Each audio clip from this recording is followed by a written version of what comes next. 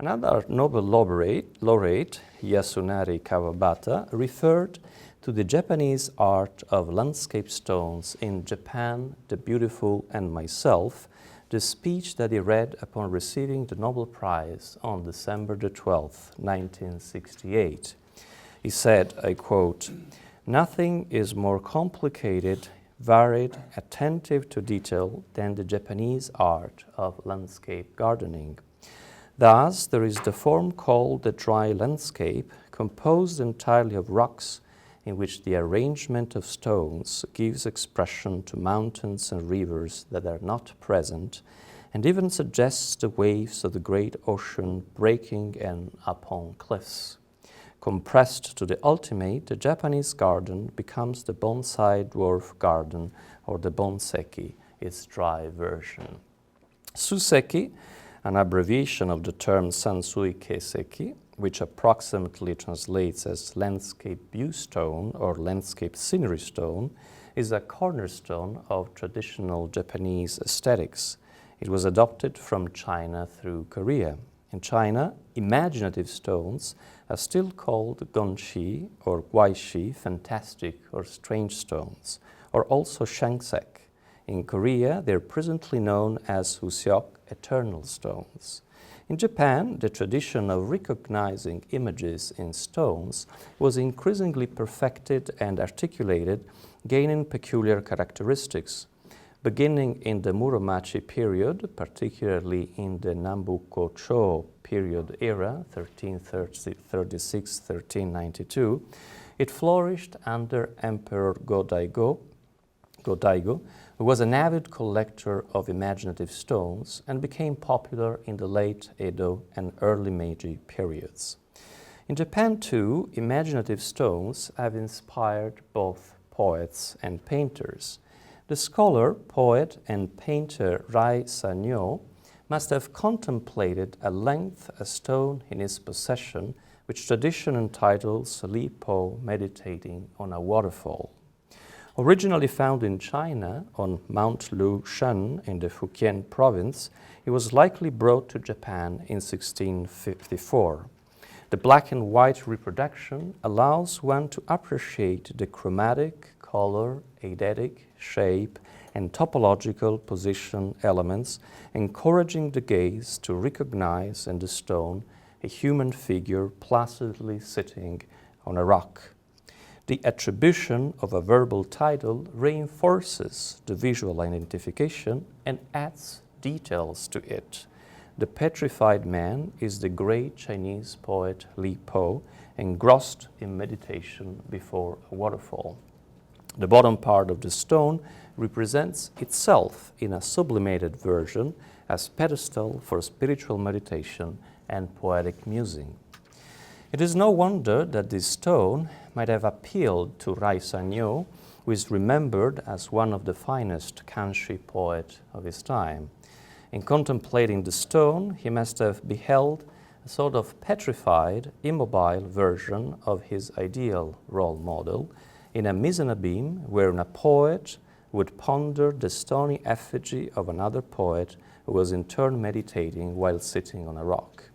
The pragmatic effect of the fractal contemplation must have been enhanced by the unfinished quality of the stone, by its infinite and impalpable mutability under light and gaze. Digression into a delicate page in the history of Suseki should encourage appreciation of cross-cultural and trans-historical sensibility. The Paesine of Florence inspired the poetry of Pablo Neruda in the 20th century. As a fine specimen of Japanese Suseki must have stirred Rai Sanyo's imagination in the early 19th century. Imaginative stones offer visual clues that human cognition is compelled, almost constrained, to complete through identification of a represented subject and apposition of a name. But differences in the cultural reception of this common cognitive principle should not be neglected. First, whereas imaginative stones became a proper aesthetic genre in China, Korea, and especially Japan, they were mostly a mere curiosity in the Western artistic tradition that resulted in discrepant levels of specificity in articulation. Today, the Nippon Suseki Association officially distinguishes between Toyama-ishi, that is, stones representing distant mountains, Shimagata-ishi, having island-like forms, Iwagata-ishi, resembling seaside cliffs, Tamara-ishi, or water pool stones, Taki-ishi, representing waterfalls, Doha, containing the figure of an open plain, Danseki, including the figure of a stepped or terraced plain, Katsuya-ishi, having the form of old cottages, Sugata-ishi, resembling humans, saints, or animals, Monyo-seki, with specific surface patterns, subdivided into Baika-seki and Kika-seki. This is just the beginning of the articulation, which is very maniacal. For the sake of pursuing the parallel inquiry into the history and aesthetics of imaginative stones in the East and in the West, it should be mentioned that 16th century Italian naturalist Ulisse Aldrovandi attempted an analogous classification. The founder of Bologna's Botanical Garden and a pioneer of European natural history, according to both Linnaeus and the Comte de Buffon, Ulisse Aldrovandi was also an encyclopedic collector of curiosity. In 1648, he published the Museum Metallicum in Libros Quatuor, literally the Metallic Museum, a monumental work of 1,000 pages divided into 4 sections, in which he listed, categorized, and described material and symbolical characteristics of all minerals known at that time. The concept of natura ludens, playful nature, capricious nature, or ludus naturae, joke of nature, caprice of nature, recurs in the work. 16th and 17th century European naturalists referred to it when accounting for bizarre forms found in nature. The idea implied not only that nature was endowed with autonomous agency, but that this agency could be playful and, in certain cases, artistically imaginative. In the Museum Metallicum, Aldrovandi articulates all the mineral products of nature's playfulness. Exactly like in Japanese Suseki, he attributes names to categories of stones depending on what they resemble. For instance, he denominates chrysocolosyntites, stones that are shaped like gourds. Aldrovandi includes as products of lusus naturae also several pseudo-imaginative stones that modern paleontology would classify as mere fossils. Therefore, he singles out and denominates as many species of stones as there are kinds of fossils. For instance, he proposes to call arengites the stone in which playful nature has impressed the figure of a herring. Although some ancient scholars would interpret these images as traces of extinct living beings, variously explaining the phenomenon, Aristotle, Avicenna, Albert of Saxony, etc., the idea they were actually resulting from the figurative capriciousness of nature persisted well into modernity. Interestingly, among the first scholars who realized that fossils were not icons of living beings, but indexes, that is, imprints of them, many were not only scientists but also artists, Leonardo da Vinci, Girolamo Fracastoro, and Bernard Palissy. On the contrary, at least until the publication of the Herbarium Diluvianum by Johann Jakob Scheuchzer in 1709, and even better until the publication of Histoire des végétaux fossiles by Adolphe Brongniart 1828-1847, many scholars, including Aldrovandi, believed that nature could paint and sculpt within itself as though endowed with artistic agency. Thus, Aldrovandi devoted a section of his treatise to the lapides cum figuris a natura factis, stones with figures made by nature. Understandably, stones carrying such prodigious effigies would promptly become divination omens. Here the West meets the East again. Aldrovandi quotes a book that had been published in Rome only 5 years earlier, in 1643, by Álvaro Semedo, a Portuguese Jesuit missionary in China. Relazione della Grande Monarchia della Cina, Report on the Great Monarchy of China.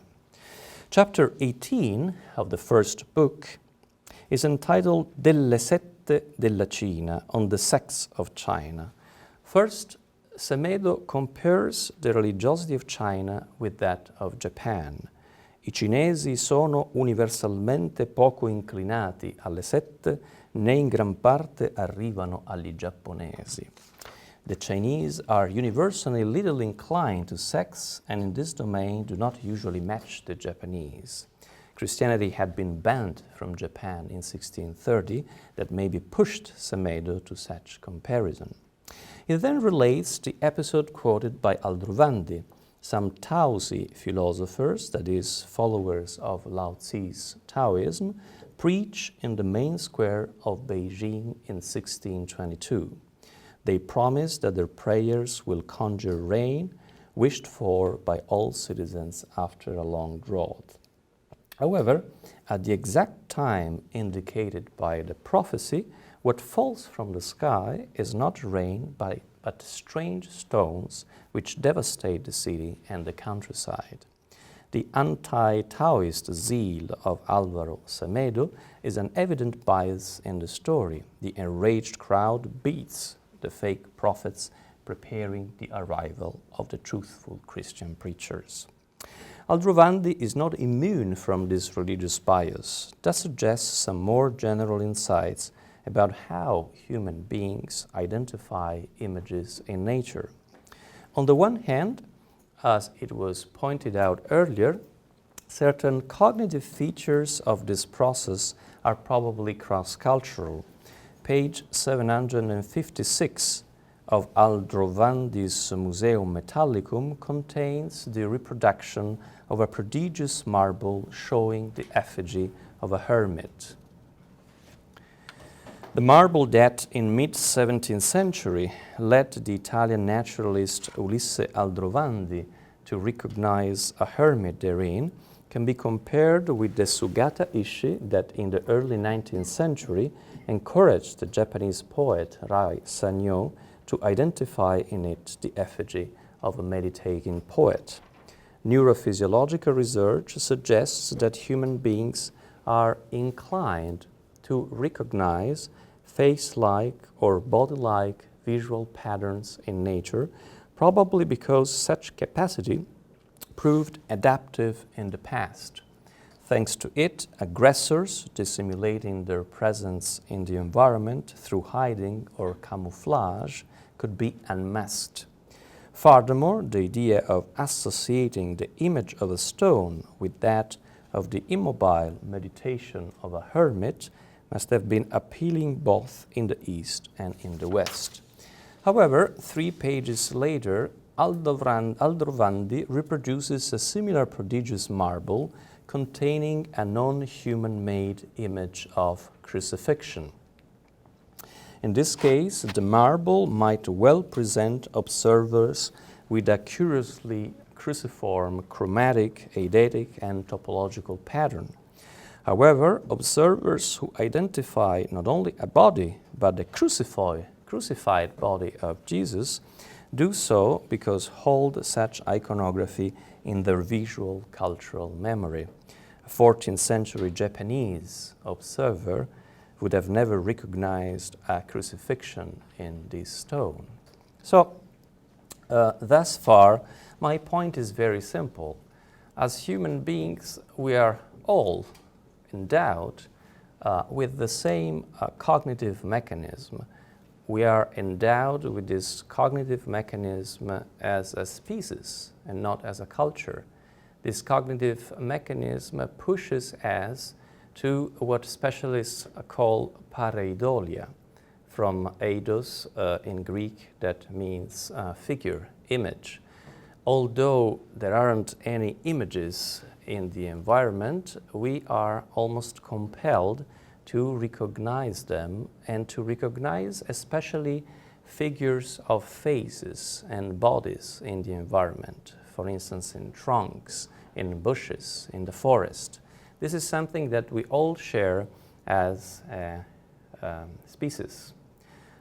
Nevertheless, this biological, neurophysiological instinct is molded by our visual culture. We can recognize not only a face, but the face of Jesus only if our visual culture includes such iconography.